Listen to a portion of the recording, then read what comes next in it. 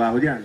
Ang gusto po namin i-stress is yung pera po, yung, for example, kung yun ang nakita ng Pangulo, ang pera po naka-intact pa po yan sa copper ng NIA. Ibig sabihin, continuing activity po yan kung hindi natapos. At yung pera hindi po napunta yan kung saan, kung hindi na andun pa rin po. Dahil kung hindi po... Ba't nasabi ng Pangulo na nagastos na yung pera? Yun po siguro ang paglilinaw na gusto natin at actually, andyan naman po open po ang books ng NIA. Alam ho ninyo bilang mga empleyado ng NIA na nandyan intact ang pondo? Actually po, ang Employees Association throughout the Philippines, ito ho yung katwang ng ating mga regional irrigation managers, no? Tsaka mga managers natin sa field. At actually po, kami po yung talagang sumusubaybay kung talagang merong proper implementation sa lahat ng projects. At kami po ang unang sisigaw kung sasabihin namin meron kaming mga napansin na hindi karapat-dapat. Malalaman po yun. Pero dito po sa nangyaring ito, na lalo po sa speech ng Pangulo, ay hindi po namin mapagtugma kung bakit gano'n ang naging ko ng Pangulo, impressions ng Pangulo. When in fact, kitang-kita po namin kung paano magtrabaho ang mga taga-NIA. Opo. Okay. Mr. Bonto, Mr. Silver Bonto, okay, baka naman kayo, may alam kayong problema ng NIA, kaya gano'n na lang na nagalit ang Pangulo.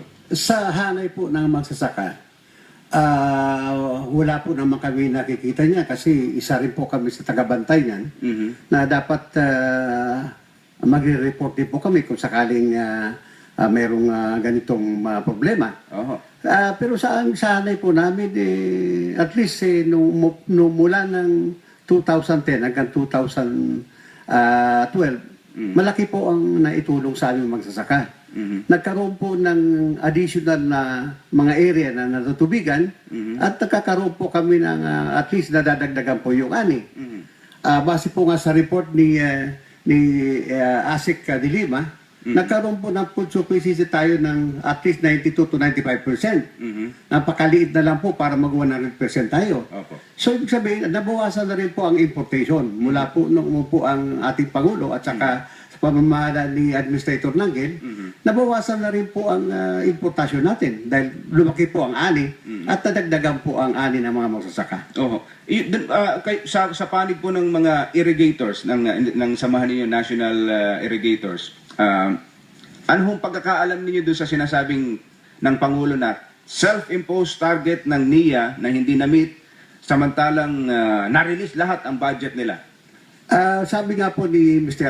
Vic Aaron, actually kung alibawa na-release man po nila ang 100%, pero ang nabayaran na po 60% kasi yun lang po ang natapos. Yung pong pera na nandoon yung pera po nga 40%, nasa region po yun. At ongoing po yung pagpapatrabaho ng mga regional office. So, na-release from central office pero nasa regional office. Nasa NIA pa rin. Nasa NIA pa rin po, nasa regional office. Ibigay na doon sa mga kontraktor. Opo. Hindi pa ho, hindi ho naibigay yan. Patutunayan na mapapatunayan niyo yan na Mr. Kasi po, subject kami sa mga audit at hindi makikita yan. Kung ano lang po yung nagawang trabaho, yun lang po ang dapat bayaran. Tama ho yun. Dahil gano'n naman ang karaniwan sa gobyerno. At karaniwan nga, nag-aabono talaga ang mga contractors dyan. Kailangan tapos yung ganitong porsyento ng proyekto bago releasean. Kaya nung banggitin ng Pangulo na na-release ang budget ng NIA, nagamit nila ang pondo nang hindi tapos yung mga proyekto, talaga nakakagalit yun.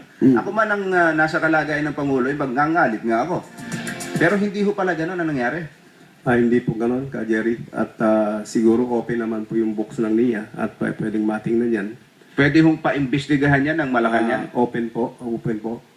At books, ang lahat ng books yan. At doon ba't mo kaya gano'n ang nakarating na impormasyon sa Pangulo? Siguro, kailangan po nating linawin na talagang ini-stress lang po namin na yung release budget from DBM, kung ano lang po yung napagawa ng NIA, yun lang po ang binayaran. At yung remaining works na hindi nagawa, continuing po yan. Continuing po. Opo. Mr. Bonto, andun din ho kayo nung anniversary na yun ng NIA? Kaya opo, nandun po. Ang mga irrigators nagsiluwasan din dito sa Metro. Nandun po yung mga pangulo ng mga regional president, nandun din po. At nakikisaya kami sa anniversary. Kasi ngayon lang po nangyari na naging viable ang NIA at nagkaroon po kami ng pagkakataon na magkaroon ng magandang ani dahil po sa tulong ng NIA. Pag ho ba sinabing naging viable ang ni, ano ba ibig sabihin nun?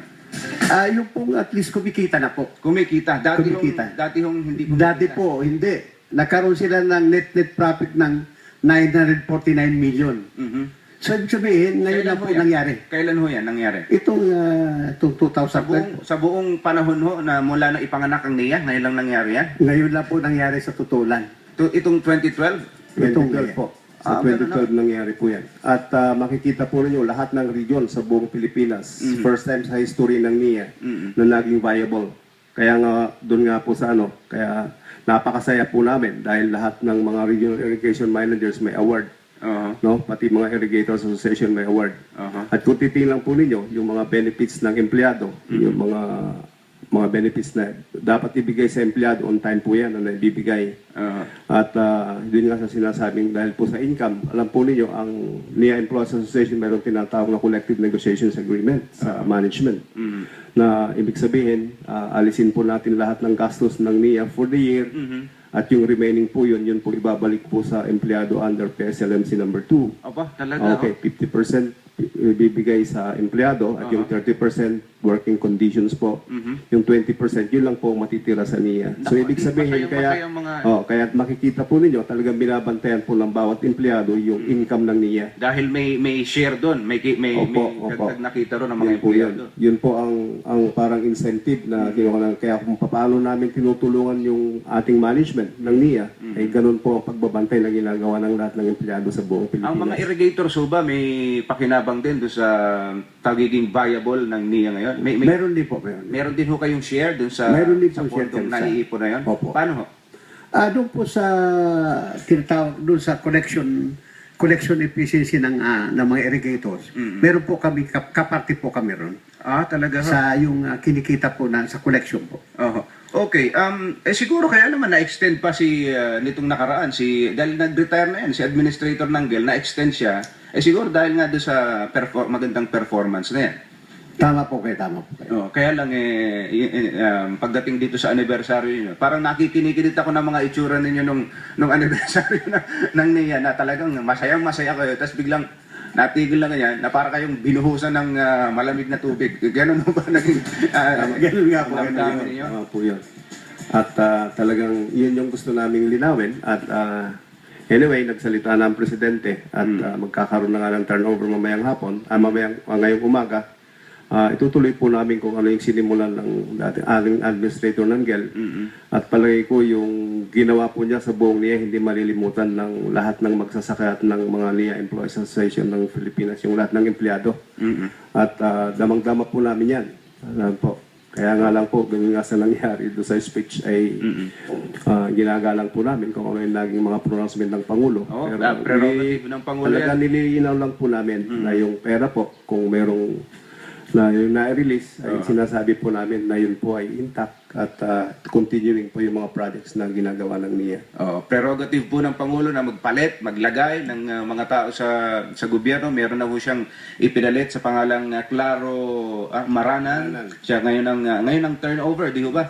Okay, pero ang gusto ninyo, tama ho ba? Ang intindi ko, gusto niyo magsagawa talaga ng investigasyon o alamin pa ng Malacanang ang tunay na kalagayan ng NIA para ma-correct maitama ang record. Ayun lang po, kasi pa nga po yung impressions na na-release yung budget at parang naubos yung budget at 60% lang talaga pong kapansin-pansin yun. Pero kaya po namin ipaliwanag kung bakit 60% lang pong naging accomplishment sangayon sa Pangulo. Well, in fact, latest po sa July, mga 72% na yan. Yun pong remaining na hindi napapagawa, ibig po sabihin naka-intact pa po yung pera para doon. Basta sinasabi po namin yung mga pagawain, kung ano yung nagawa, yun lang ang binabayaran kasi subject for audit yan. At yung remaining na hindi nagawa, yung pera po, pwede po nilang tingnan nandyan sa books po ng NIA. Okay, Mr. Silverbonto, sa panig po ng mga irrigators, go ahead po. Sa panig naman po ng mga irrigators, at least bukas naman po ang kanilang record na talaga pong ongoing talaga yung mga project na ginagawa nila sa bawat region sa buong bansa. At para po malaman ng tagapakinig ninyo na talagang ang ngayon lang po nangyari, nagkaroon kami ng magandang ani at nagtaas po ang aming kita bilang dito sa bilang magsasaka. Sa pamumuno po ng ating Pangulo, si Secretary Alcala, at sa siyempre po ang napakasipag na Administrator Nanggel, na wala akong kapaguran na naglilingkod sa aming mga magsasaka. Pero ang suporta ninyo sa dating kay Administrator Nanggel, mukhang kakailanganin din ng bagong administrator ngayon. Opo, hindi po magbabago yan. Lalo po namin pag-iibayuhin ang aming pag-suporta sa bagong administrator dahil po para sa amin din po yung gagawin ang gagawin namin at gagawin ng administrator, ng bagong administrator. Opo, salamat po. Si Mr. Silver Bonto ng National Confederation of Irrigators Association of the Philippines, tsaka si Mr. Vic Aron, ang Pangulo ng Employees Association ng NIA. Maraming pong salamat sa inyong pagbisita sa amin dito sa studio. Magandang umaga po sa inyo. Maraming po salamat. Magandang umaga po. Si Jerry